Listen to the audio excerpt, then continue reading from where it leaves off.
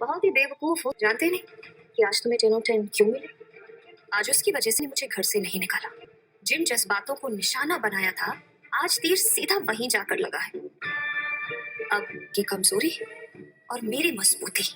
Serial क्योंकि सास भी कभी बहू थी में आ गया है बहुत ही धमाकेदार ट्विस्ट। जी हाँ, आने वाले ट्विस्ट में देखने वाले हैं कि यहाँ पर जो नोएना है अब देखने को मिलने वाला है कि नोएना का असली खेल चालू होने वाला है, या फिर कहें कि चालू तो बहुत पहले हो चुका है लेकिन अब तुलसी के सामने आने वाला है। लेकिन कैसे होगा ये सब चलिए बताते हैं। लेकिन हाँ, अगर अभी तक आपने हमारे चैनल को सब्सक्राइब नहीं किया तो जल्दी से कर लीजिए।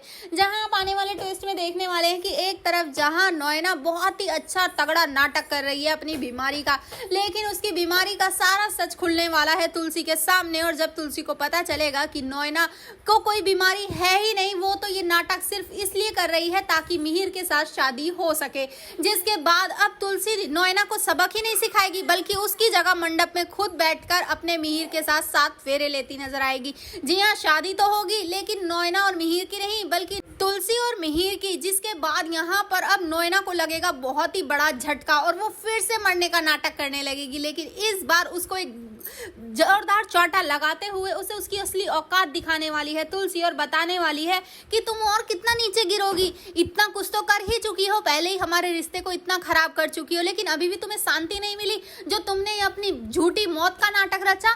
जिसके बाद यहाँ पर अब तुलसी इस सब को जानने के बाद नोएना को घर से धक्के मारकर खुद बाहर फेंकेगी। और इतना ही नहीं, इस बार तो उसके साथ साथ उसकी बहन को भी सबक सिखाया जाएगा। लेकिन बेचारी उसकी बहन, उसे तो कुछ पता ही नहीं होता है ही इतनी सीधी।